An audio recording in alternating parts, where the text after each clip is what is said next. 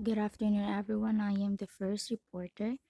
By the way, I'm CJ Angel Cabanada, and we're gonna tackle about the chapter 10, which is all about retailing and wholesaling. First, most producers are heavily burdened with improving their production activities.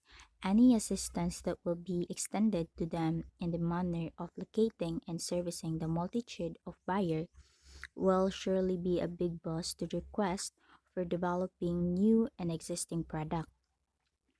Imagine the considerable amount of time that will be taken away from the effective production of crops if farmers from remote areas will still have to seek individual consumers. Consider the plight of manufacturers who will have to locate and service individual buyers scattered throughout the country. If the producer chooses to be passive, the individual consumers will then be forced to take an active part in locating and buying from producers located in the vast area within and outside of the country. The existence of the middleman eliminates most of the said difficulties. Producers are given enough time to attend to their production activities. The consumer are afforded with more time to attend to their work and leisure activities.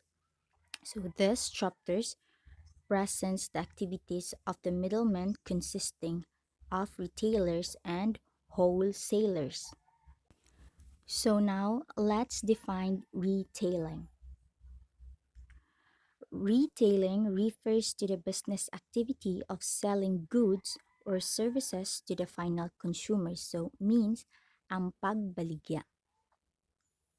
So a retailer is one whose business firm sells mainly to the final consumer, which means ang namaligya.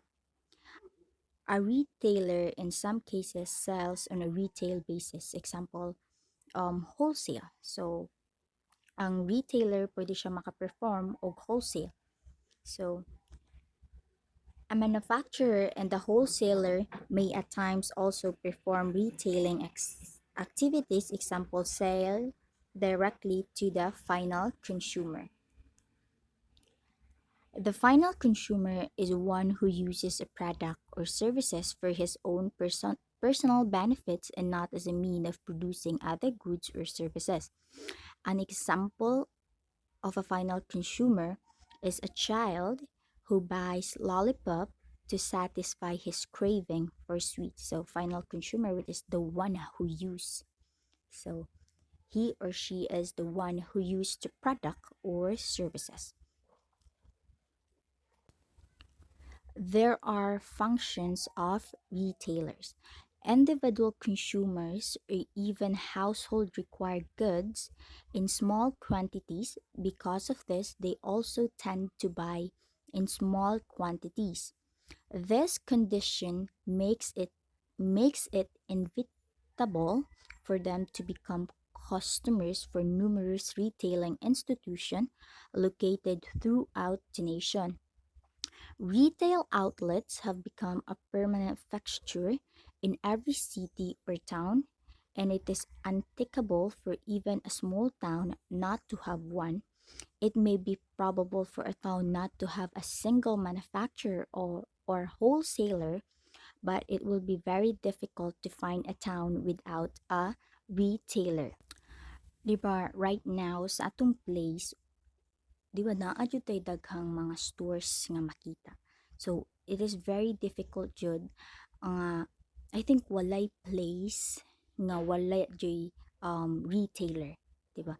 Murag wala jud as in naa na karon most nga naa na nahitabo ang pandemic, murag halos taga kalye na lang jud sa ato ang place kay naa na joy na maligya na na joy retailer.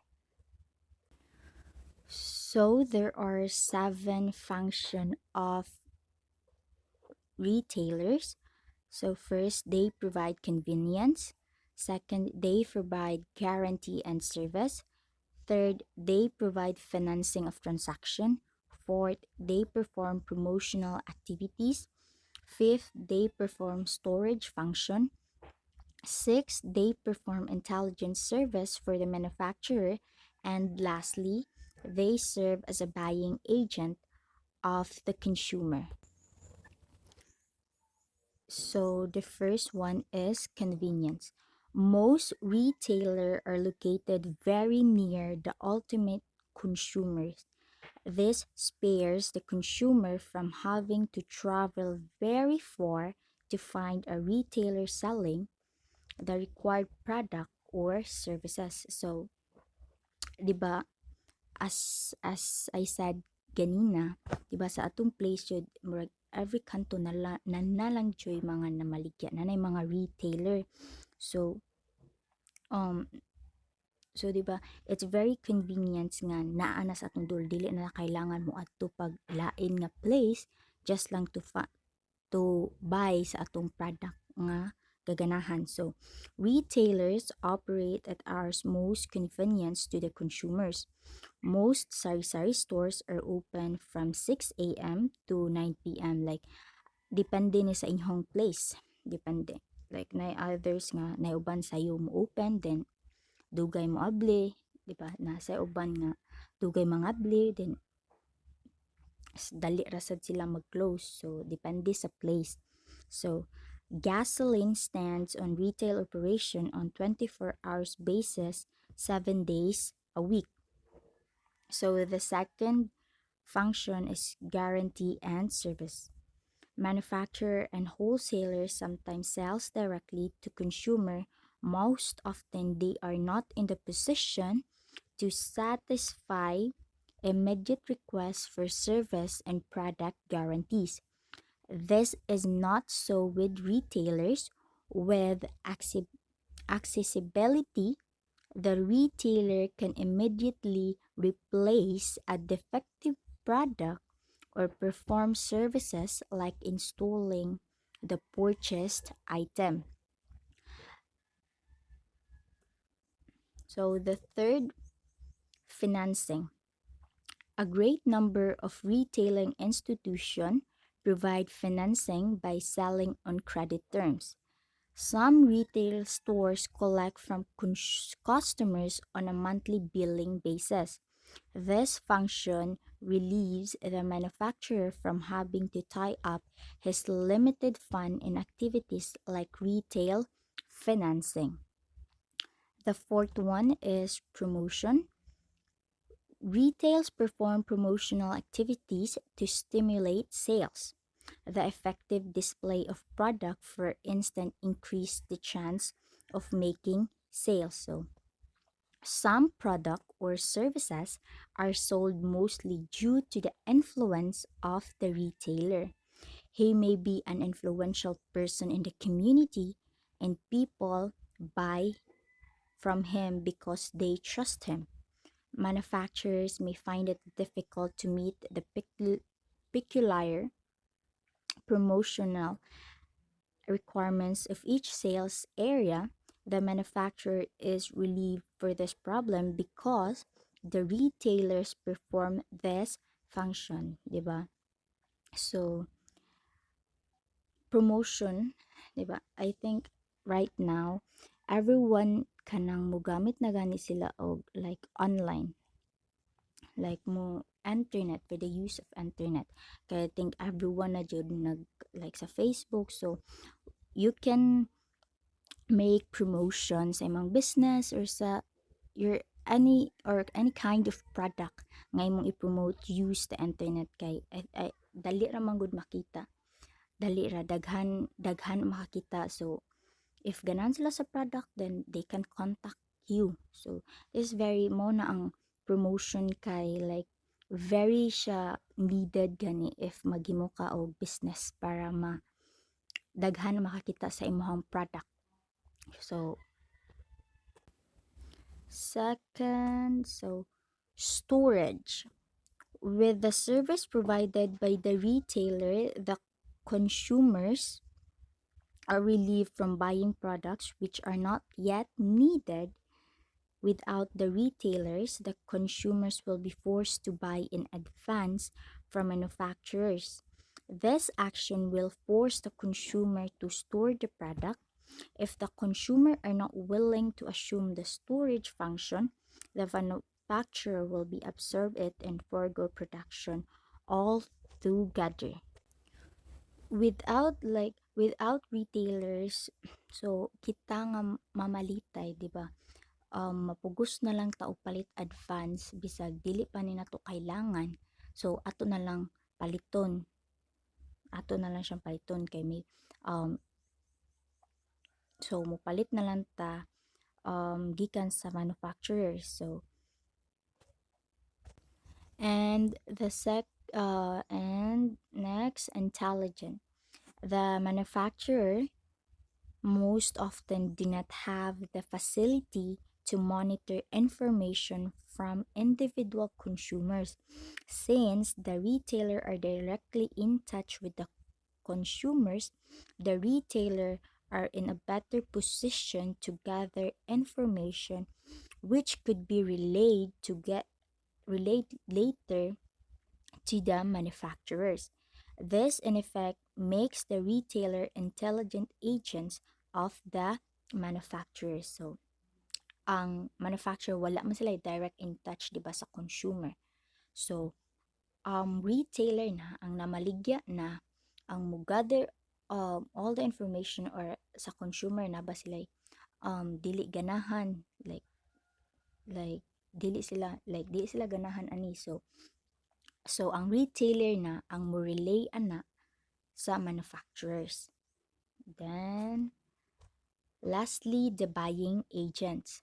Many consumers have limited shopping time, especially if it means selecting from among thousands of products coming out of the factory. So the retailer who have the time, the skills, and the bargaining power perform the task of selecting the products and making them available for purchase by the consumer in more convenient location like the stores. This in effect makes the retailer perform the role of buying agent of the consumer. So, kita nga consumer, dili na ta kailangan mo moadto gay jud sa manufacturers nga mopalit anang like sa mga sinina. Do dili na ta kailangan mo adto dili na ta kailangan mo adto sa manufacturer kay ang mga retailers na ang moadto sa manufacturers, then ilan na lang din ang ibutang sa stores, ilan na lang din ang ibaligya. So sa atong consumers convenience na kay nato kay makatarong ta og tan-aw, di ba? So kana sila is um, role the role of buying agents for consumer. And so there are four types of retailers. So the first one, sales volume. Second, product mix offered. Third, form of ownership. Fourth, method of operation. Next, sales volume. According to sales volume, retail store may classify as small, medium, or large. So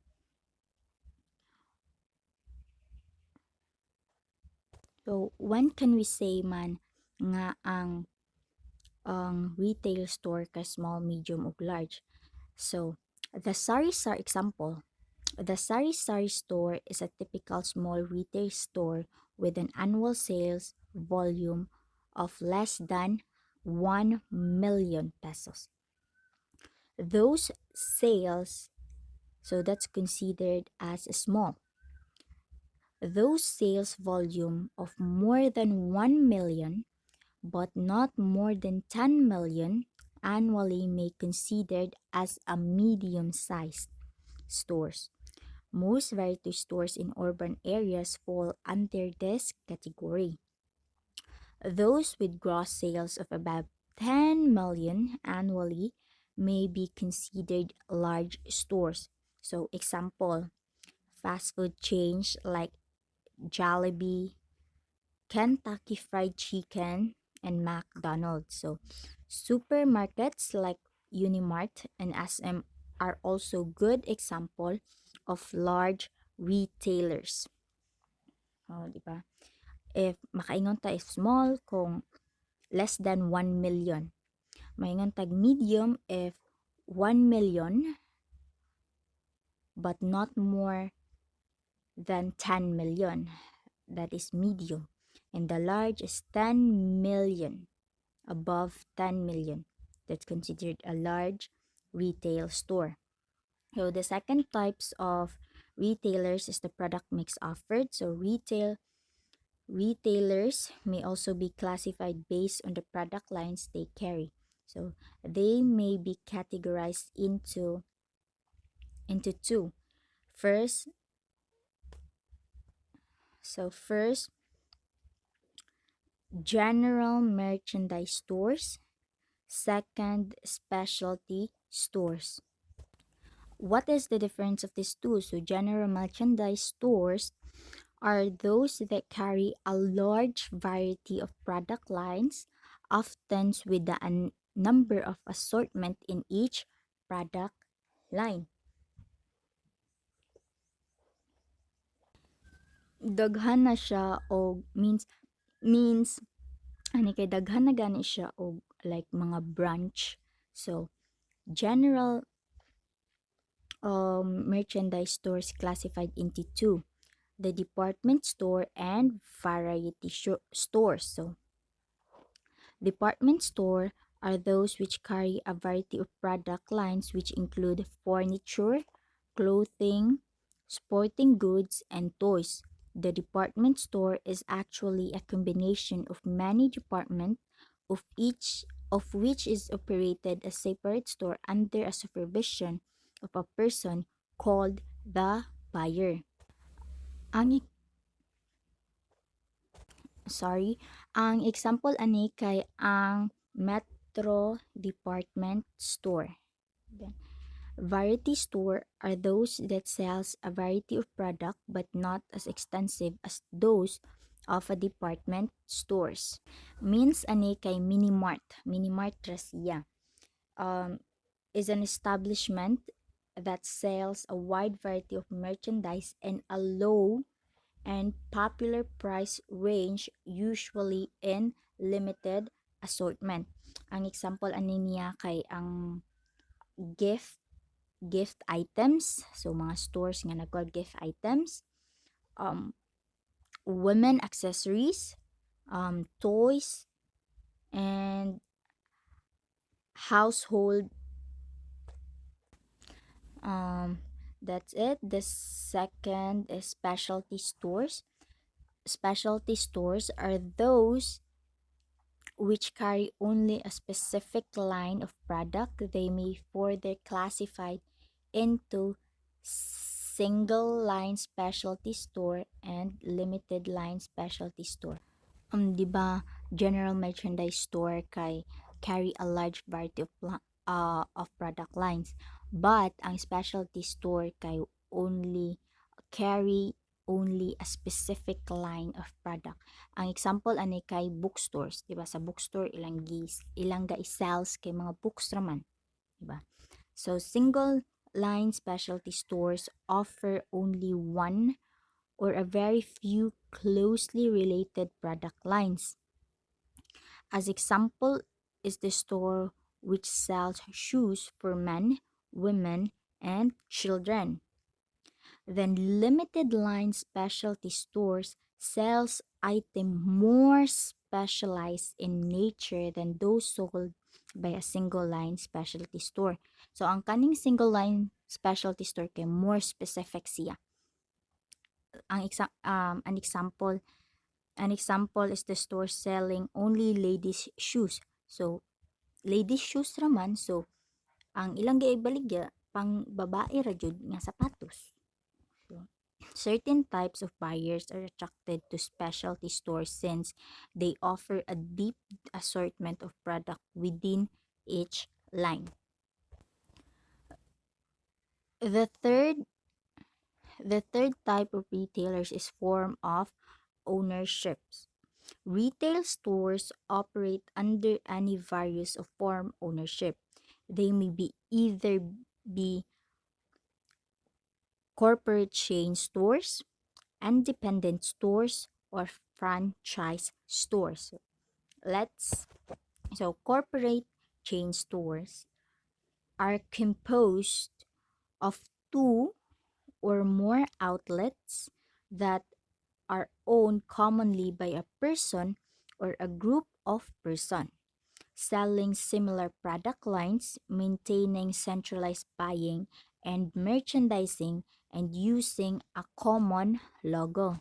So, ang example ng corporate chain stores kay ang Mercury Drug and National Bookstore. So, daghan siya outlets pero own ra siya sa isa ka person or a group of person. Next, independent stores are owned and operated by independent retailers.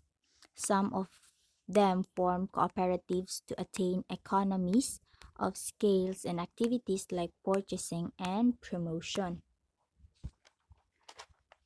Um, Independent store kay own ra ni siya by a family or owned by two partners. Then the third, the franchise stores or franchise dealer is an independent retailer given the right, usually exclusive, by the manufacturer to sell his product in a definite market area. The franchisor and the franchisee enter into a contract which stipulates how the franchise will be operated and what royalty rate and other fees accrue to the franchisor. Uh, this is a method of opening a single store based on the name, branding, trademark, based on trademark and products of an existing business. Ang example ani kay ang McDonald's, Jollibee, and yeah, McDonald's, Jollibee. So the franchisee will have an advantage of using the name of a franchisor, which is often well known. So, an additional benefit is the experience shared by the franchisor to the franchisee. So, examples of franchise dealer are those situated in various parts of the Philippines selling Avon product. So, one of the examples of the franchise stores is the Avon product. Fast food and drug retailing have become popular object of franchises. Next, the last type of retailers is method of operation. So, retailers also vary according to their method of operation. They may either be full service retailer, supermarkets, discount stores, or the non-store retailers. I just wanted to apologize. Nalimot ko butang wala na ko na-appeal ang full service retailers, but I'll gonna discuss it na lang. Full service retailers are stores where assistance in a variety of ways is extended to the customers. Sales people who answer product related queries queries from the customer are the permanent fixture of those stores. So, ang ganing full service retailers kay one-on-one assistance to customers. Examples ani kay ang jewelry store. Next, supermarkets are large department store which offer a variety of goods including apparel, groceries, bread, dairy, di- diary, and diary and candies. Diary and candies. There there is a minimum of customer service and supermarkets. So supermarkets abound in Metro Manila and at least one supermarket operates in every city located in the provinces. I think everyone understands na sa supermarkets. Discount stores are self-service retailers that sells a wide variety of goods at less than traditional retail prices. Discount retails carry many different product lines, but which are limited in offerings per line. Only the highly sellable items are carried to make it discount operation more feasible. Discount stores almost same as department stores but at a cheaper price. Then last, the non-store retailers, sorry, refers to those who sells outside of the store. They may non-store retailers classified into six: the at-home retailers, telephone retailers, vending machine retailers, mail order retailers, internet retailers, and lastly, cell phone service retailers. Okay, so at home retailers are those that make personal contact and sales in consumers' homes. So the advantage of these retailers is, first, no direct competition is present when the product is brought to the attention of the prospective buyer. Second, uncontrollable intermediaries like agents are avoided. And lastly, no funds are required for putting up facilities like the store and display centers. Dili na kailangan magbayad og like moabang kag stores kay sa balay raman at home retailers from the word itself, at home sa balay ra. The second is the telephone retailers attempt to make sales via telephone. For various reasons, some consumer may not be able to go personally to the retail store and make purchases. The consumer may be physically handicapped or cannot leave a baby alone at home, or he may want to avoid traffic congestions. In any case, he may want to shop using the telephone. The retailer may be required to deliver the goods or get hold for the merchandise until it is picked up by the consumer. So, kanisa siya using the telephone. Then, the vending machine retailers sells their merchandise with the use of service machines. So, example, ani kay kanabitang like sa coffee vending machine, I think nana sa tumbalay ng maghulog ka og 5, then nana din ang coffee. So, na siya like, then like show like kaning nasa pictures kaning like mahulog ra ka og mga like money, then mo makuha ra din nimo ang drinks nga imong ganahan. So mo na siya ang vending machine retailers. Um then the fourth is the mail order retailer is one who sells product through the mail. The seller makes contact with prospective buyer through direct mail, catalogs, television, radio, magazine, or newspaper. So, the most common items sold through the mail are the following: educational services like those of international correspondence schools, magazines like Pop Asia in Time, books, insurance policies like offered in Insular Lines Paramount, and lastly, recorded music like those advertised by Reader Digest. Mo na siya ang mail order retailers. So to be continue, mail order retailers are not burdened by requirements like putting up stores and other retail facilities. The advantage in mail order retailing is the limited kind of goods that can be sent through mail. So ang order retailers ay kay di na kailangan og stores kay isend na lang nimo siya through mail ra. Then the fifth is internet retailers are those that offer goods or services to customers over the internet. So, kani sa siya, kay mo offer ka og goods or services through internet, pasad siya. So, no, ang example ani niya kay ang kaning live selling, diba? So, through internet siya live selling. No, also books, recorded music, and airplane tickets are some of the products sold in the internet. Oh yeah, like if gusto ka dili na kailangan mo atog ka ng city nga example na malukat ka og ticket, so pwede ra through internet.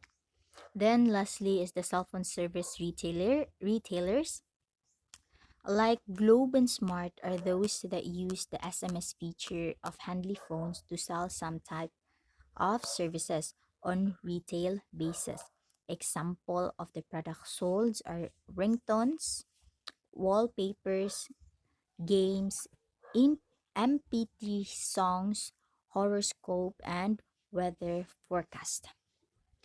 That would be all my report. Everyone I hope everyone learned something in my discussion. And thank you for listening. And the next reporter would be Miss Kenyete.